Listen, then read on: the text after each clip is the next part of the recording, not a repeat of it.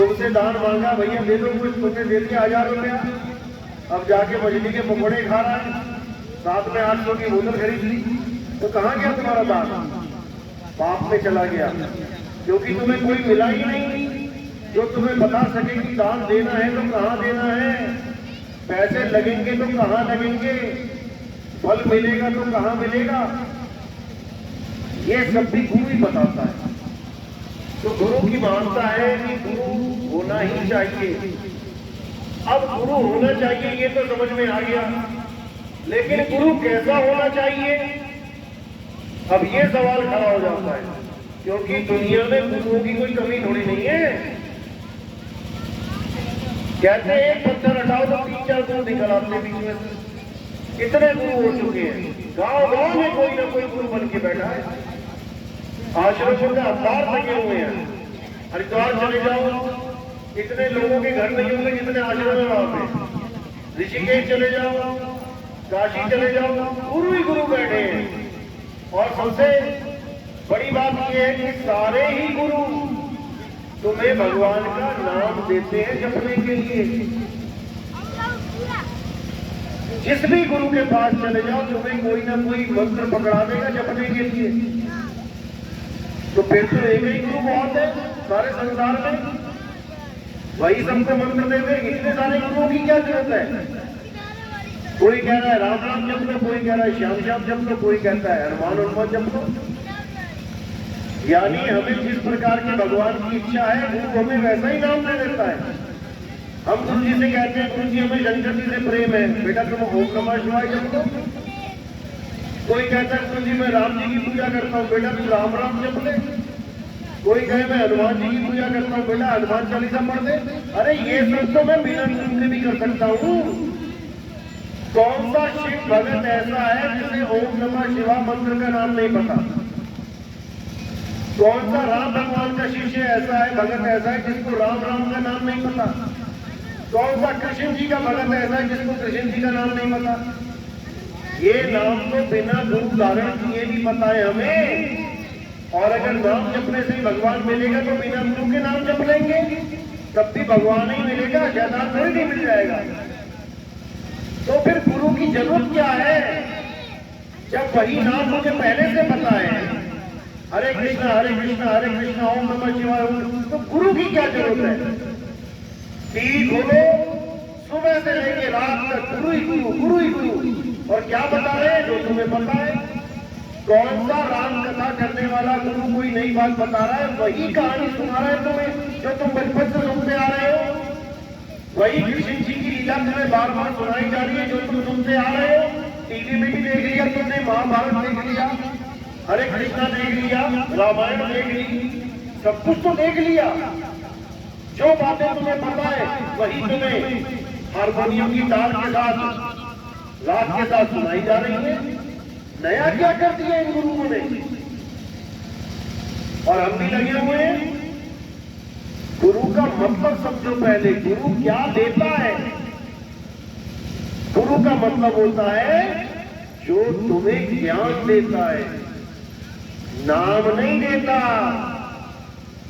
यहां उल्टा काम चल रहा है। यहां गुरु नाम दे रहा है। याद करो बचपन में तुम स्कूल गए, तुमने गुरु धारण किया, कौन सा नाम दिया जपने के लिए? गुरु ने तुम्हें ज्ञान दिया। 2 एकम 2, 2 दूनी 4, ये ज्ञान दिया तुम्हें और तुम उस ज्ञान को आज तक लेके बैठे हो। नाम नहीं दिया जपने को। अगर नाम दिया होता जपने के लिए तो आज भी जप रहे होते। तुमने किसी सिलाई करने वाले दर्जी को गुरु बना लिया। अब वो तुम्हें कोई नाम नहीं देगा, वो तुम्हें ज्ञान देगा। बेटा पैंट की कटाई ऐसे होती है, शर्ट की ऐसे होती है, सलवार सूट की ऐसे होती है, सिलाई ऐसे होती है, हर चीज ज्ञान देगा। बहुत अच्छी बात है, गुरु ज्ञान ही देता है। तुमने किसी मोटर मैकेनिक को गुरु बना लिया, अब वो भी तुम्हें नाम नहीं देगा जपने के लिए, वो तुम्हें ज्ञान देगा। कैसे पिस्टन को खोलना है, कैसे क्या करना है, मोबिल ऑयल कितना डालना है, सारा ज्ञान देगा। कोई भी गुरु बना रहा है दुनिया में जो तुम्हें कोई काम सिखा रहा है, वो तुम्हें ज्ञान दे रहा है, सिवाय एक के। कौन? ये जो भगवान के नाम पे गुरु बने बैठे हैं। ये तुम्हें कोई ज्ञान नहीं दे रहे, ये तुम्हें नाम दे रहे हैं, और वो नाम दे रहे हैं जो तुम पहले से जानते हो। तो इस गुरु का फायदा क्या हुआ? क्या फायदा हुआ इस गुरु का? कोई फायदा नहीं हुआ। अब करना क्या है? अब उस गुरु को ढूंढना है जो तुम्हें नाम ना दे, जो तुम्हें ज्ञान दे। कौन सा ज्ञान दे? जो मुझे नहीं पता है। मैं मोटर मैकेनिक के पास ज्ञान देने गया, मुझे नहीं पता था कि इंजन कैसे खोला जाता है, इंजन कैसे बनाया जाता है। मैं दर्जी के पास गया, मुझे नहीं ज्ञान था कैसे कटाई करते, कैसे सिलाई करते हैं। मैं किसी सुनार के पास गया, मुझे नहीं ज्ञान था कि कैसे सोने को डाला जाता है, कैसे जेवर बनाए जाते हैं। जो मुझे नहीं पता है वो बात मेरा गुरु मुझे बताए, तब समझो कि तुम्हें कोई ज्ञान मिला है। नहीं तो तुम्हें वही नाम मिल गया जो तुम बचपन से सुनते आ रहे थे। कोई फायदा नहीं है ऐसे गुरु का। और तुम्हें जो नाम दिया जा रहा है वो भी क्या दिया जा रहा है? केवल 52 अक्षर। ये जितने भी नाम हैं दुनिया में, ये कैसे पैदा हुए? किसी भी भगवान का नाम, किसी भी जात का नाम, किसी भी धर्म का नाम, किसी भी देश का नाम कैसे आया?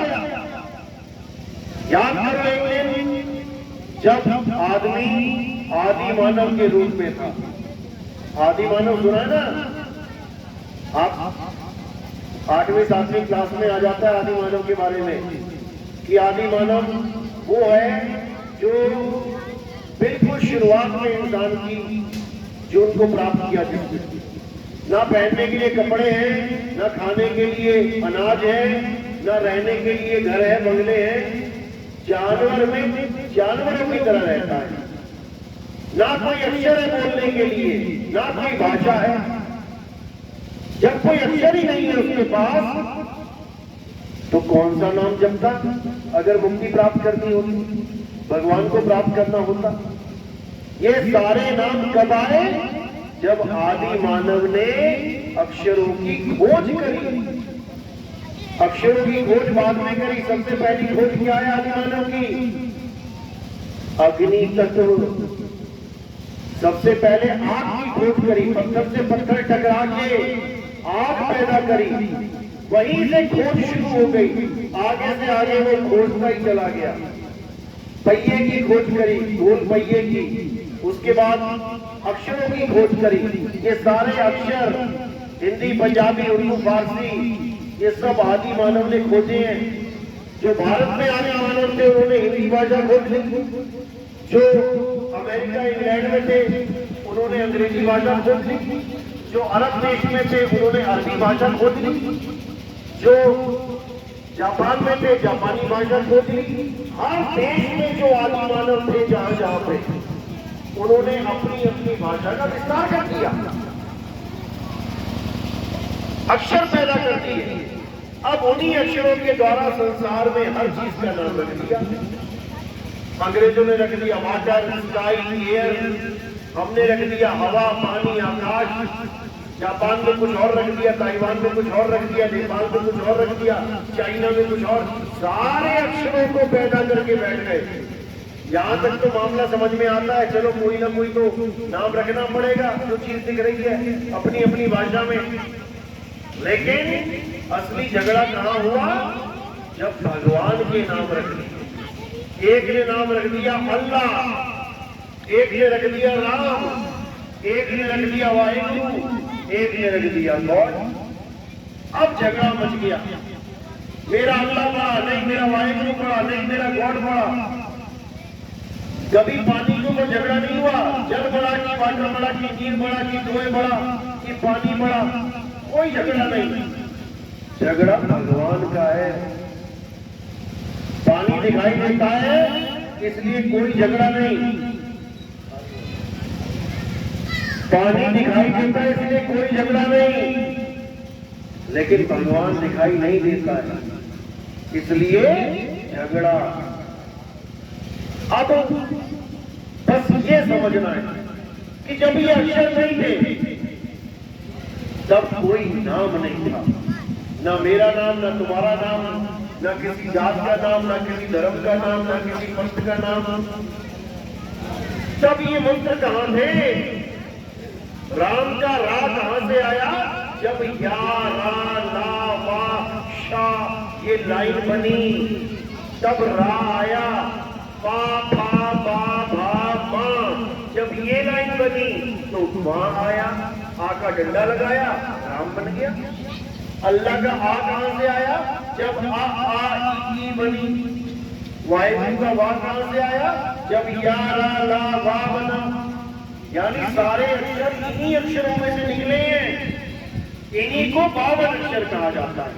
अब जितने गुरु संसार में बैठे हैं और तुम्हें 52 अक्षरों में नाम दे रहे हैं, बेटा ये जप ले, बेटा वो जप ले, बेटा ये जप ले, ये सब 52 अक्षरी गुरु हैं। ये सब 52 अक्षर देने वाले गुरु हैं, होठ कंठ से देने वाले गुरु हैं। और कबीर साहब क्या कह रहे हैं?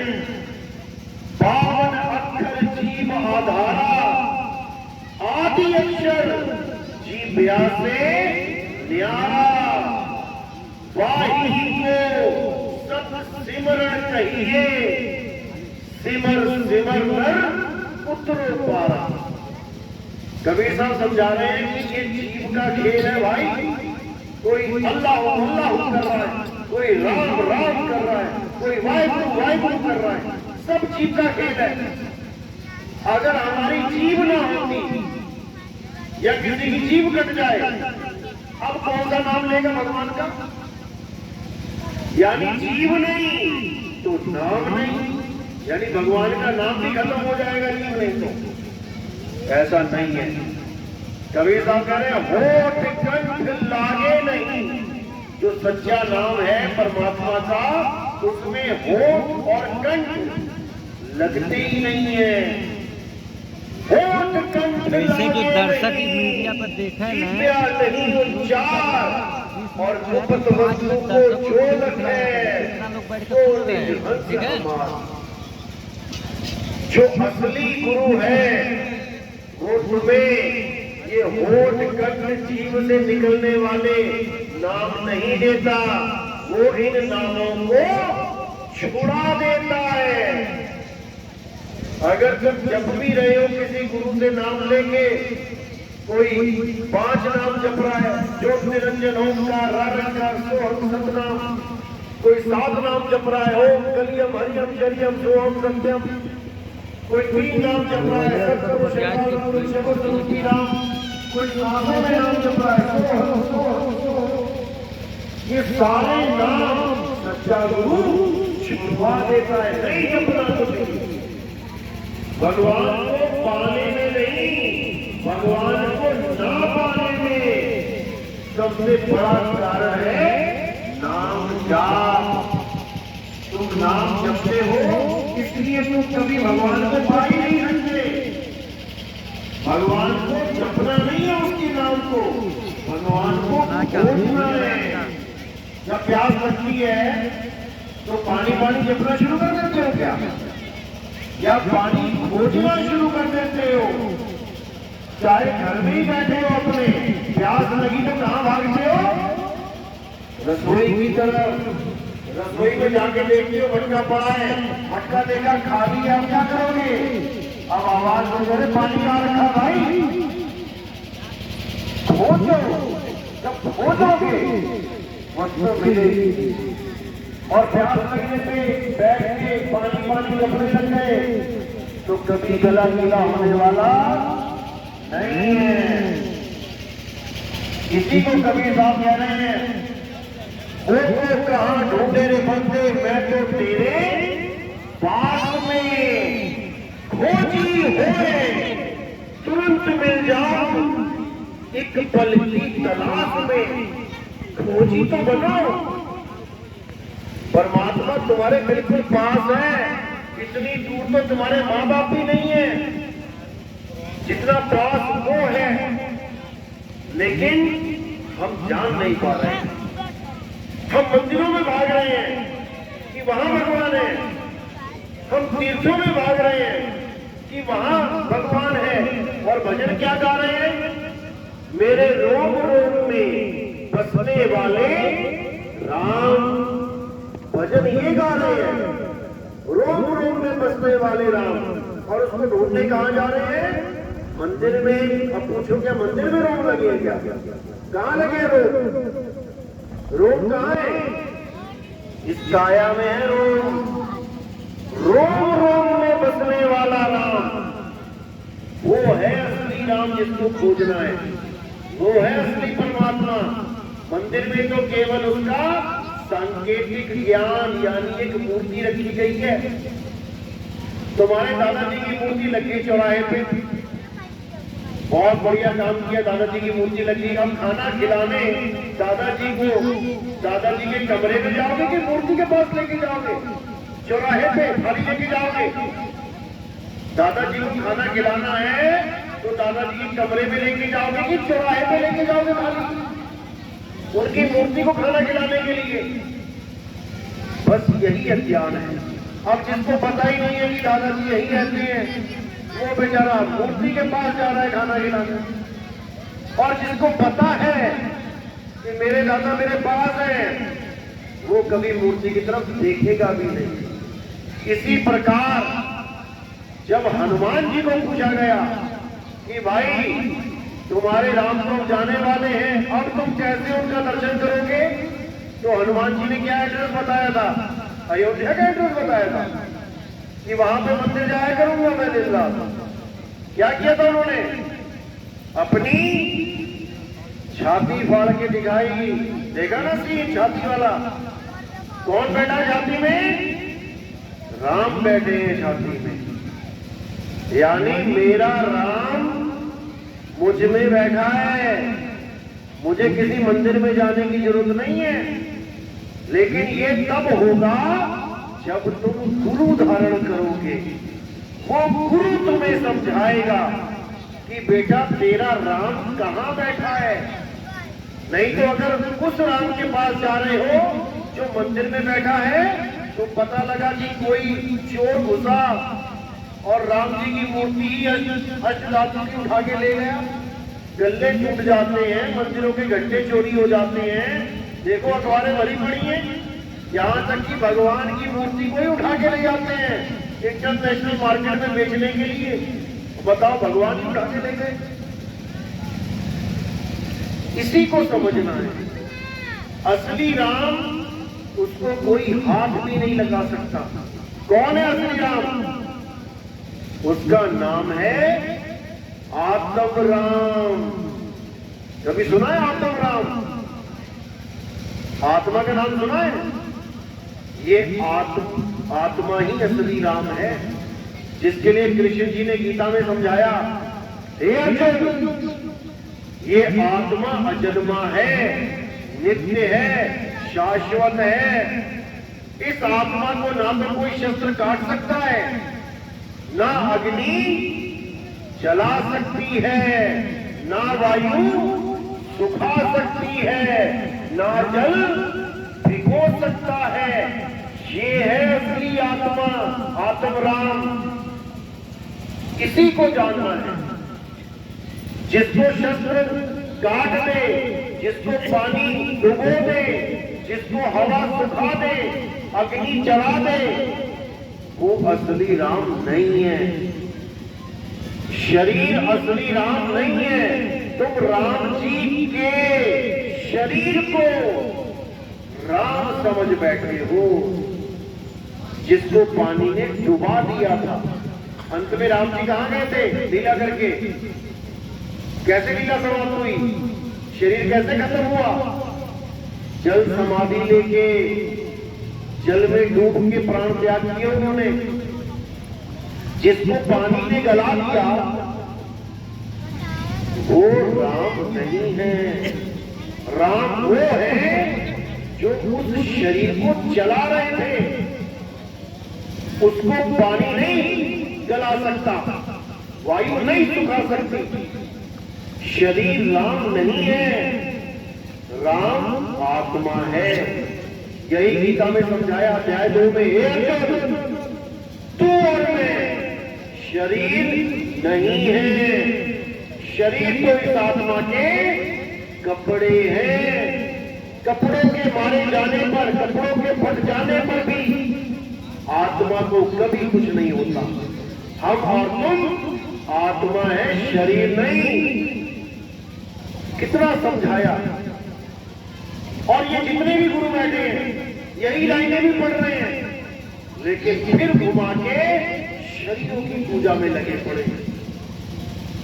इनको खुद ही समझ में नहीं आ रहा कि मैं बोल क्या रहा हूं और कर क्या रहा हूं। गीता में बिल्कुल स्पष्ट बोला है अर्जुन, 2 प्रकार के तत्व हैं, एक असत और एक सत। असत तत्व वो है जिसका नाश हो जाता है, जो बदल जाता है, जो पैदा होता है और मर जाता है, यानी शरीर। ये शरीर असत्य है। और सत्य क्या है? सत्य केवल आत्मा है। हे अर्जुन, आत्मा को जानने वाले कभी वापस इस जड़ संसार में, इस माया के संसार में नहीं आते। और जो आत्मा को नहीं जान पाते, जो शरीरों की पूजा में जीवन बर्बाद कर देते हैं, वो बार बार इस संसार में आते हैं।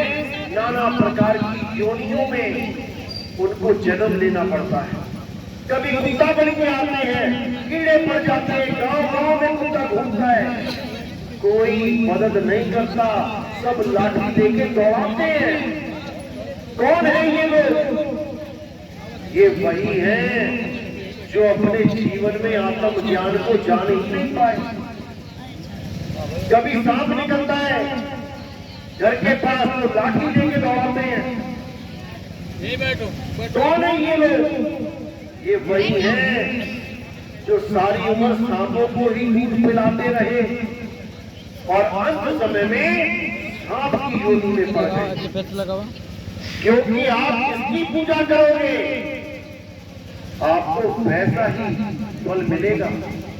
आप पीपल पूजोगे, आपको अगले जन्म में पीपल बन के आना पड़ेगा। आप सांप की पूजा करोगे, आपको अगले जन्म में सांप बन के आना पड़ेगा। आप गाय की पूजा करोगे, आपको गाय बन के आना पड़ेगा। और ये अचल नियम है प्रकृति का। एक ऋषि था, सारी उम्र हरिओम हरिओम, ओम नमः शिवाय, ओम नमः शिवाय सारे नाम जपता रहा। जपते जपते जपते जपते बूढ़ा हो गया। अब जब बूढ़ा हो गया तो उसके आश्रम में कहीं से एक हिरण का बच्चा आ गया। अब हिरण के बच्चे से उसका मोह बढ़ गया। खूब खिलाए, खूब पिलाए, टहलाए, बड़ा अच्छा लगे। इतना मोह बढ़ गया कि सुबह शाम दिन रात हिरण के बच्चे को ही याद कर रहा है। अब एक दिन बैठा भजन कर रहा था, इतने में मृत्यु आ गई। यमदूत सामने खड़े हो गए आगे, चल भाई।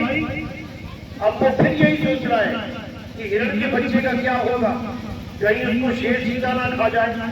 हालांकि वो अच्छी बात सोच रहा है, किसी का भला सोच रहा है, लेकिन ये सोचना ही उसके पतन का कारण बन गया। हिरण के बारे में सोचता सोचता उसने प्राण त्याग कर दिए और उसको वापस इस दुनिया में हिरण बन के आना पड़ गया। अब भाग रहा है शेरों के आगे और रो रहा है। उस समय को धिक्कार रहा है कि मैंने किसके लिए अपना जितना प्यार था, प्रेम था, उड़ेल दिया। मैंने किसके विचार में ये त्याग किया थे।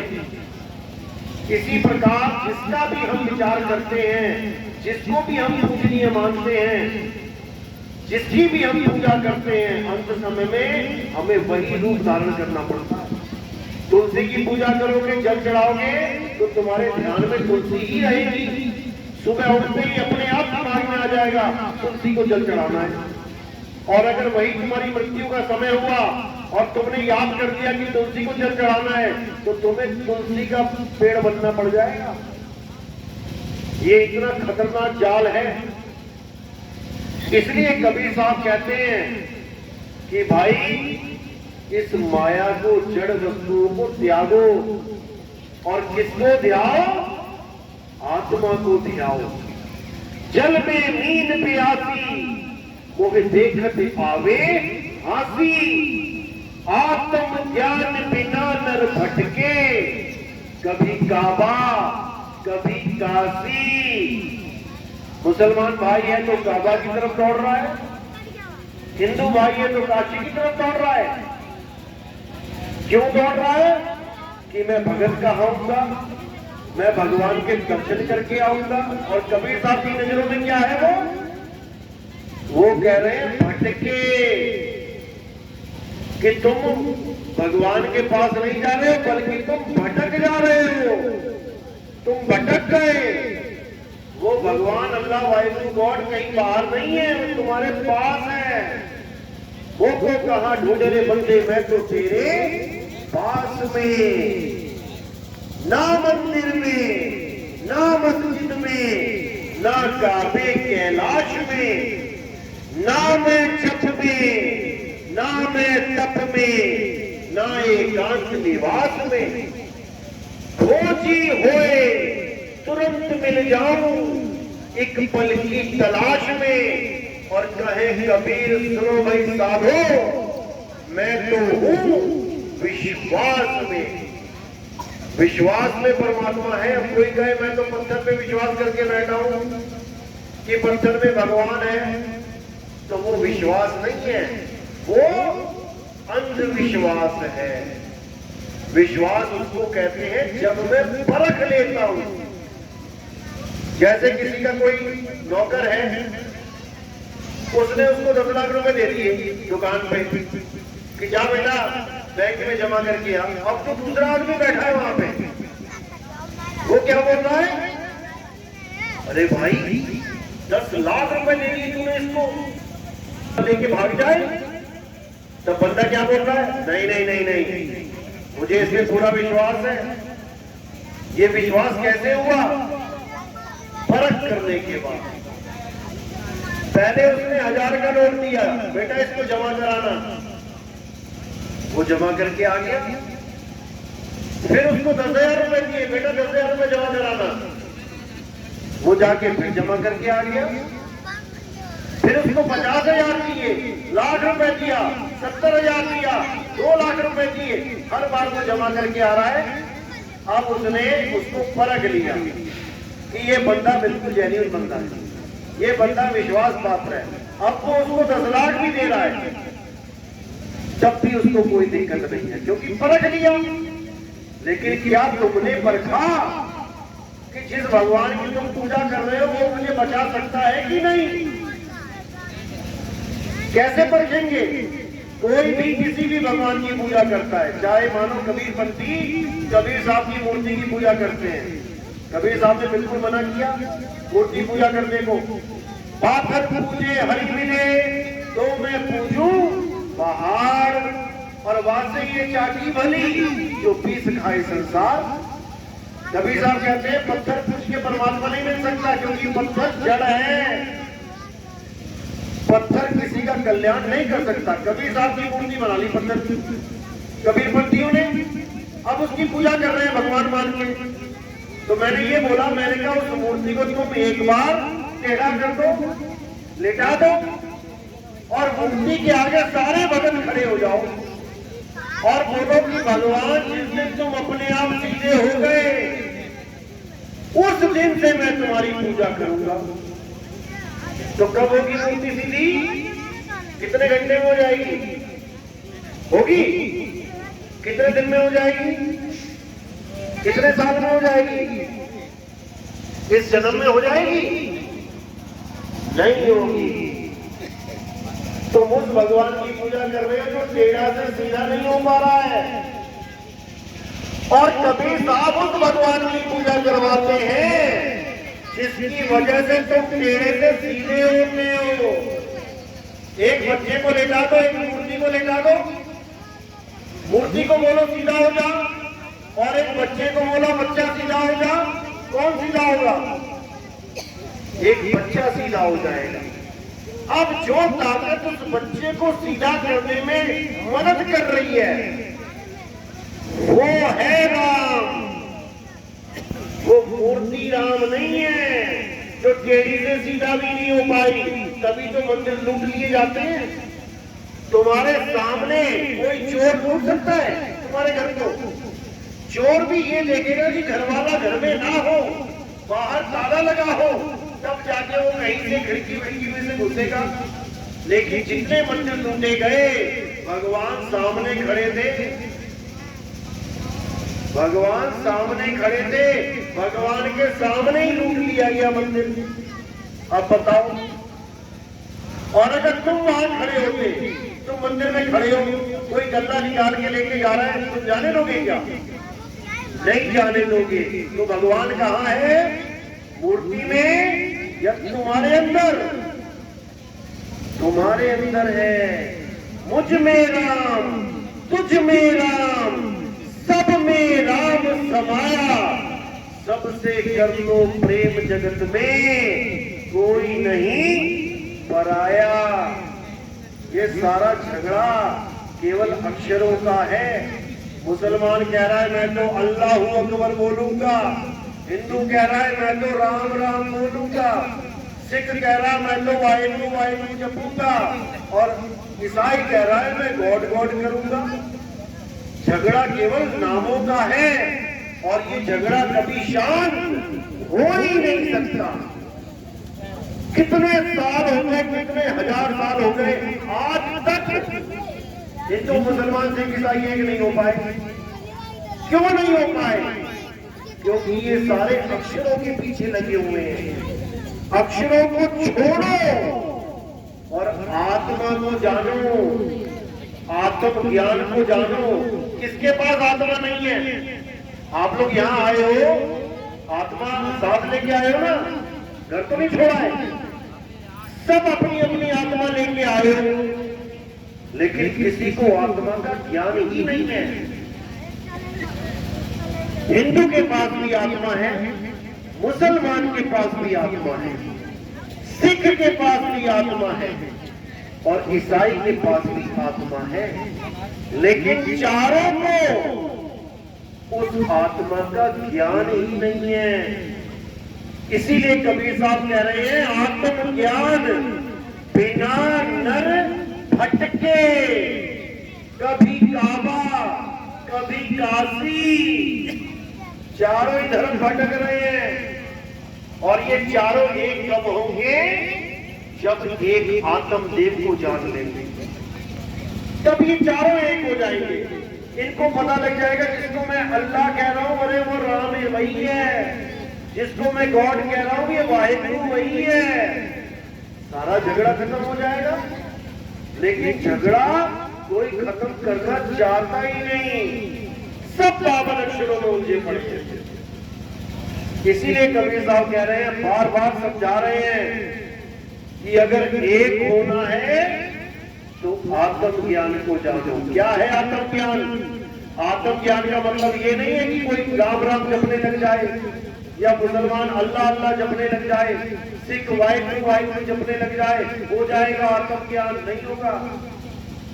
आत्म ज्ञान का मतलब है अपना ज्ञान। मुझे किसी और का नाम नहीं जपना है, मुझे अपने बारे में पता करना है कि मैं क्या हूं। जैसे आत्म कथा का मतलब क्या है? अपनी कथा लिखना, किसी और की कथा नहीं लिखना। अपनी कथा लिखना ही आत्म कथा है। आत्म हत्या, खुद की हत्या करना, किसी और की नहीं। खुद की हत्या करना आत्म हत्या है। आत्म रक्षा, खुद की रक्षा करना, ना कि किसी और की रक्षा करना आत्म रक्षा है। आत्म निर्भर, खुद पे निर्भर हो जाना, ना कि किसी और पे निर्भर रहना आत्मनिर्भर कहलाता है। किसी प्रकार आत्म कल्याण, खुद का कल्याण करना, किसी प्रकार आत्म ज्ञान यानी किसी और की पूजा नहीं, खुद को जानना आत्म ज्ञान है। और खुद को जाने बिना परमात्मा को नहीं जान पाओगे। जब लगना चीनोगे आत्म, तब लगना मिली है परमात्म। आत्म चीने परमात्म चीने, संत कहावे सोए, यह भेद काया से न्यारा, पूछे बिरला कोई। जब तक आत्मा को नहीं जानोगे परमात्मा नहीं मिलेगा। जब तक दूध तक नहीं पहुंचोगे तब तक घी नहीं मिलेगा। इसी प्रकार जब तक खुद को नहीं जानोगे तब तक खुदा नहीं मिलेगा। इसीलिए सबको आत्म ज्ञान की प्राप्ति करनी चाहिए। तो पूजा पाठ करना चाहिए कि नहीं? क्या समझ में आया? हाथ खड़े करो, किसकी समझ में आया? पूजा पाठ करना चाहिए। कौन कहता है? हाथ खड़े करो। इतना सत्संग सुन के पूजा पाठ नहीं करना चाहिए, हाथ खड़े करो। कुछ भी नहीं, कोई बात नहीं। गीता क्या कहती है? गीता पढ़ो, अध्याय 3। अध्याय 3 में 11, 12, 13, 14, 15, 16 ये श्लोक पढ़ोगे। क्या लिखा है? जो लोग देवताओं की पूजा नहीं करते, जो लोग वेदों के अनुसार यज्ञ नहीं करते, वो पापी हैं, उनको पाप लगेगा। जो प्रसाद का भोजन ग्रहण नहीं करते उनको पाप लगेगा। लेकिन लग गया क्यों? क्योंकि हम भी नहीं करते, ना हम कोई वेद पढ़ते हैं, ना हम कोई पूजा पाठ करते हैं, ना हम कभी मंदिर जाते हैं, ना हम मंदिर का प्रसाद खाते हैं, ना हम देवताओं की पूजा करते हैं, फिर तो हम भी पापी हो गए। अब गीता समझा रही है कि लेकिन जो व्यक्ति अपनी आत्मा में रमण करता है, जो व्यक्ति अपनी आत्मा में संतुष्ट है, जो व्यक्ति आत्म ज्ञान में तृप्त है, उनके लिए कोई धार्मिक कर्म कर्तव्य लागू ही नहीं होता। यानी अगर वो सारी उम्र मंदिर ना जाए, वो पूजा पाठ ना करे, वो मुसलमान है तो सारी उम्र मस्जिद ना जाए, वो कलमा ना पढ़े, वो 5 टाइम की नमाज ना पढ़े, कोई सिख है वो सारी उम्र गुरुद्वारे ना जाए, कोई ईसाई है वो सारी उम्र चर्च ना जाए, लेकिन अगर उसने आत्म ज्ञान को प्राप्त कर लिया है तो उसके ऊपर कोई कर्मदंड लागू ही नहीं होता, उसको इतना भी पाप नहीं लगने वाला। ये अध्याय 3 17वां श्लोक है। आप गूगल पे भी सर्च करोगे, अध्याय 3 17वां श्लोक सामने आ जाएगा। पढ़ो क्या लिखा है। अब 18वें श्लोक में क्या बोला अध्याय 3 में? कि जो आत्म ज्ञान में रमण करते हैं, आत्म स्वरूप को प्राप्त करते हैं, वो अन्य किसी जीव पर निर्भर नहीं रह जाते। यानी अब उसका कल्याण करने के लिए कोई और नहीं आएगा, वो स्वयं ही अपना कल्याण कर देगा, क्योंकि उसने उसको जान लिया है जो सब में रमता राम है। अब ये ज्ञान होगा कहां से? आत्मा का। उसके लिए क्या बोला? 34वां श्लोक, उसमें बिल्कुल क्लियर बोला है। कई लोग कहते हैं हमें भगवान की पूजा करनी है, गुरु से क्या मतलब? गुरु धारण करना कोई जरूरी नहीं है। अध्याय 4 34वां श्लोक कहता है कि हे अर्जुन, जो आत्म ज्ञान मैंने रणभूमि में तुझे समझाया है, यानी जो बोल के पूरी बात मैंने समझा दिया है, उस आत्म ज्ञान को प्राप्त करने के लिए तुम किसी ऐसे गुरु की शरण में जाओ जिसने आत्मा को जान लिया है, जिसने आत्म ज्ञान को प्राप्त कर लिया है। केवल वही गुरु तुम्हें तुम्हारी आत्मा का ज्ञान दे सकता है। नहीं तो और इस दुनिया में कोई नहीं दे सकता। मंत्र दे सकते हैं, मूर्तियां दे सकते हैं, तीर्थों में जाने का आदेश दे सकते हैं, नदियों में नहाने का आदेश दे सकते हैं, लेकिन आत्म ज्ञान नहीं दे सकते। और जब तक तुम्हें आत्म ज्ञान नहीं होगा, किसी का कल्याण होने वाला नहीं है। अब कई लोग ये मान के बैठे, हम तो गंगा जी स्नान कर लेते हैं साल में एक बार, सारे पाप धुल जाते हैं, हमें तो मुक्ति मिल जाएगी। बड़ी सोचने वाली बात है। अब एक चोर था, उसने क्या किया, चोरी करी, सीसीटीवी कैमरा में आ गया, चोरी करके गया घर, दौड़ के गया गंगा जी में नहा के आ गया। अब सीसीटीवी कैमरा में आ गया तो पकड़ा गया। अब जज के सामने खड़ा, अब जज पंडित जी है, जज मिश्रा जी है। अब वो जज के सामने कह रहा है कि महाराज मैं तो गंगा स्नान करके आया हूँ, मेरे तो सारे कर्म फल धुल गए हैं, सारे पाप मेरे धुल गए हैं, मुझे सजा नहीं हो सकती। होगी कि नहीं होगी? कोई बंदा कत्ल करके और गंगा में डुबकी मार के जज के सामने बोले कि मैं तो गंगा जी में स्नान करके आ गया, मेरा तो पाप हट गया, सजा होगी कि नहीं होगी?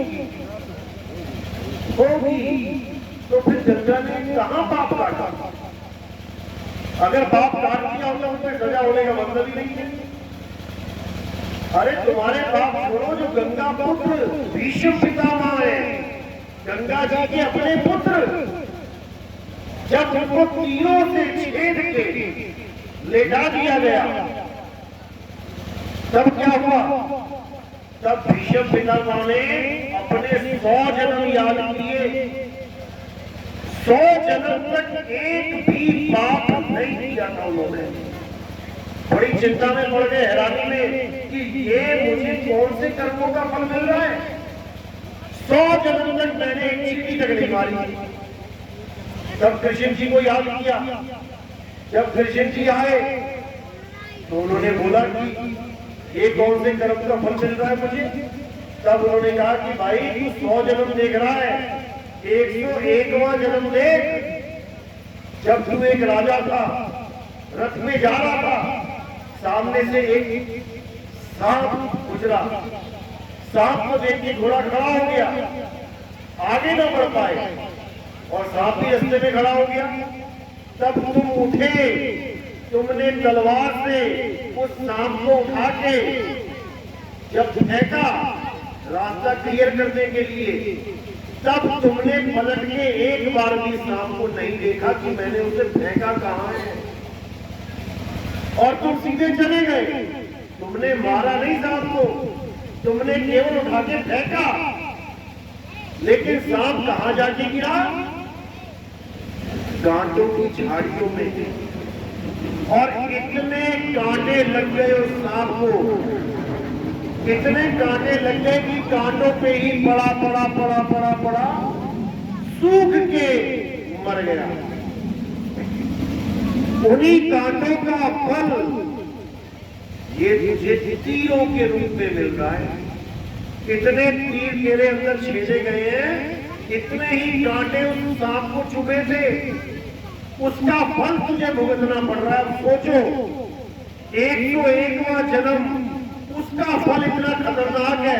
हमारे सोचो कितने कर्म है, कितनी बार हमने जानवरों को मारा, बकरियों को काट दिया, मुर्गियों को मार दिया। कहां तुम भुगतोगे जाके? तुम्हारी ऐसी दुर्गति होगी कि तुम्हारी हालत खराब हो जाएगी। लेकिन ये सब तब खत्म हो सकता है अगर तुम आत्म ज्ञान को जान लो, क्योंकि यमदूत तो पकड़ेंगे आके, यमदूत पकड़ेंगे तुम्हें आके। कब नहीं पकड़ पाएंगे? जब तुम स्वयं आत्मा हो जाओगे, क्योंकि आत्मा को ना तो कोई शस्त्र काट सकता है, ना अग्नि जला सकती है, ना वायु सुखा सकती है, ना जल भिगो सकता है। तो यमदूत कहां से पकड़ेगा? यमदूत कहां से तुम्हें नरकों की आग में डालेगा, जब आग तुम्हें छू ही नहीं पाएगी। बस तुमने ये फार्मूला अपनाना है। शरीर छोड़ने से पहले पहले आत्मा का ज्ञान प्राप्त कर देना है। और आत्मा तुम ऑलरेडी हो। मारे इसलिए जा रहे हो क्योंकि अपने आप को शरीर मान बैठे हो। मैं आदमी, मैं औरत, मैं बच्चा, मैं बूढ़ा। अरे तुम आदमी, औरत, बच्चा, बूढ़ा नहीं हो, तुम आत्मा हो। तुम तो इस आदमी, औरत, बच्चा, बूढ़ा शरीर को चला रहे हो। एक दिन इसी को छोड़ के चले जाओगे। इसलिए अपने आप को पहचानो कि तुम क्या हो। और जब तुम जान जाओगे कि मैं आत्मा हूं, तो तुम्हारे अंदर ही परमात्मा छुपा हुआ है। याद रखना इस बात। जीव तिल माही तेल है, जीव चकमक में आग, और तेरा साईं तुझ में है। जाग सके तो जाग, तेरा साईं तुझ में है। ये बाहर के मंदिर मस्जिदों में नहीं है, ये तो तुमने बनाए हैं। तुमने बनाए हैं, एक दिन टूट जाएंगे, पुराने हो जाएंगे। उसको जानो जो कभी टूट नहीं सकता, पुराना नहीं हो सकता। वो आत्मा है और ये आत्मा ही सनातन है। कोई शरीर सनातन नहीं है जो पैदा हुआ और मर गया। अध्याय 2 24वां श्लोक पढ़ो, जो कहते हैं हम सनातनी हैं, हम सनातनी हैं। और पूजा किसकी कर रहे हैं? शनिदेव की। पूजा किसकी कर रहे हैं? हनुमान जी की। पूजा किसकी कर रहे हैं? राम जी की। पूजा किसकी कर रहे हैं? विष्णु जी की। वो कह रहे हैं हम सनातनी हैं। सनातनी का तो मतलब भी नहीं पता उन्हें। सनातनी का मतलब कहां लिखा है? गीता में अध्याय 2 24वां श्लोक पढ़ो। हे अर्जुन, ये आत्मा अजन्मा है, नित्य है, शाश्वत है, पुरातन है, अचल है, अपोल है, अटोल है। यही सत्य सनातन है। ये आत्मा ही सत्य सनातन है। और आत्मज्ञानी ही असली सनातनी है। शरीरों की पूजा करने वाले सनातनी नहीं होते। ये गीता का ज्ञान है, इस ज्ञान को कोई काट नहीं सकता। लेकिन लोग नहीं समझ पा रहे हैं, इसलिए ये झगड़े मचे हुए हैं। आत्मा का ज्ञान सारे धर्म के लोगों को हो जाए तो सारे एक हो जाएंगे, विरोध रह ही नहीं जाएगा, क्योंकि सभी आत्मा हो जाएंगे। जब शरीर ही नहीं रहे तो धर्म जात पात कहां से आएगी? ये तो सब शरीरों का खेल है, अक्षरों का खेल है।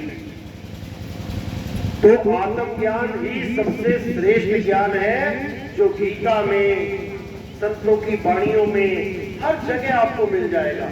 बस ढूंढो तो सही। तो इसी के साथ आज का सत्संग समाप्त करते हैं। हमारा सत्संग YouTube चैनल पे आता है। चैनल का नाम है कहत कबीर सुनो भाई साधो। आपने ये टाइप करना है और टाइप करने के बाद मेरा नाम लिखना है। मेरा नाम है नितिन दास। जब आप नितिन दास लिखोगे साथ में, तो बिल्कुल सामने चैनल आ जाएगा। कबीर साहब की पीली सी फोटो होगी। उस चैनल को आपने सब्सक्राइब करना है।